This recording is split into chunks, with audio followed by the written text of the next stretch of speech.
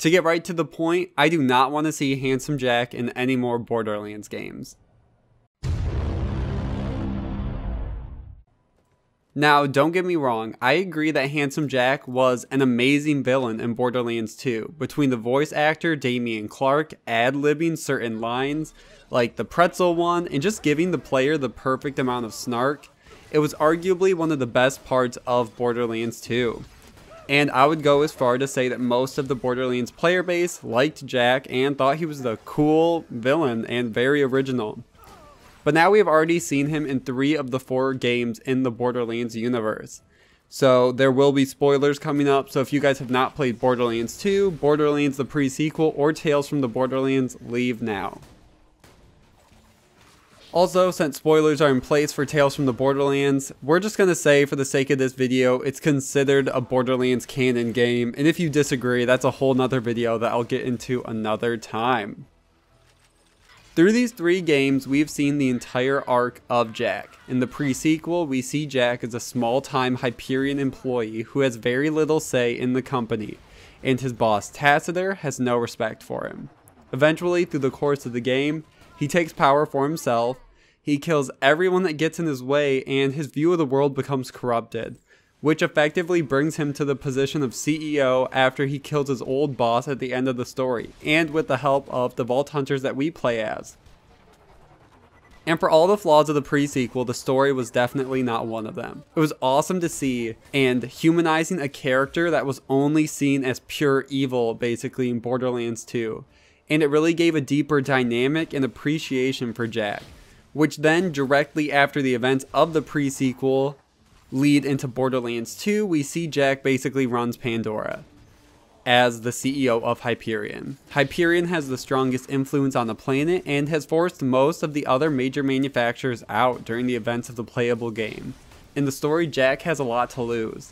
He went from having everything to gain and almost nothing to lose in the pre-sequel to the highest point of CEO, where he has all the resources of a huge company, and now 4 new Vault Hunters become part of a smaller guerrilla-style resistance to take him down. As the events progress, the Vault Hunters take him down through a variety of means, from taking away his daughter to killing thousands of robots and even messing with slag production. And eventually by the end of the game, it leads to his death. Even without playing Tales from the Borderlands, the pre-sequel in Borderlands 2 give the traditional hero arc. We see the rise and the fall of the hero, who started out with good intentions, but the power corrupted him. Most players were content after this point, but even if you weren't, we are lucky enough to have another story in the Borderlands universe thanks to Telltale's Tales from the Borderlands, which is set after the events of Borderlands 2. We see the legacy of Handsome Jack, and Telltale even found a unique way for him to fit in the story. We see the aftermath and legacy Jack left on the people of Pandora and workers of Hyperion.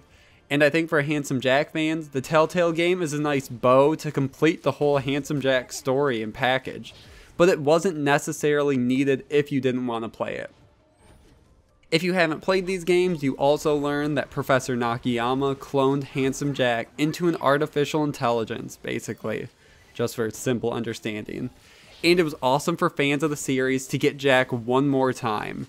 But at the end of that arc, it felt like Jack now should just most likely be put to rest and retired. Saying that, I do think Gearbox should avoid Handsome Jack at all costs in Borderlands 3. Gearbox has already built the foundation of having amazing lore in their games that players want fleshed out. And there is so much untapped potential for villains, including all the weapon manufacturers that everyone wants to learn so much more about. I don't think they need to, at least at this point, bring back Handsome Jack for any reason.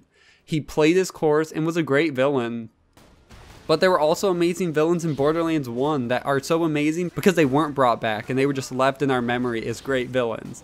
One of those that just comes to mind for me is General Knox, who was awesome and snarky and bored and just way different than any villain we've seen before, but I don't want him to come back. I thought he was good as is.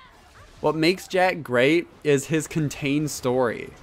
Not everything needs to be a sequel or connected in some way, and I personally have faith that Gearbox wants to be creative and think of some even better villain. But I have seen so many people in the community keep asking them for Jack to come back, how Jack might come back, and everything else in between, which I hopefully think people will only be saying until Borderlands 3 is finally announced. And then maybe when some villains are shown, then people will jump on that and they'll say, yes, now we fully support this new villain in Borderlands 3. Then hopefully everyone will forget about Jack for the most part and leave his legacy in the past. But let me know what you guys think. Do you think that there is more to Handsome Jack's story? Or do you think it's time to retire the character and move on to something else? Let me know all your thoughts down below. Like, comment, subscribe, and see you guys in the next one.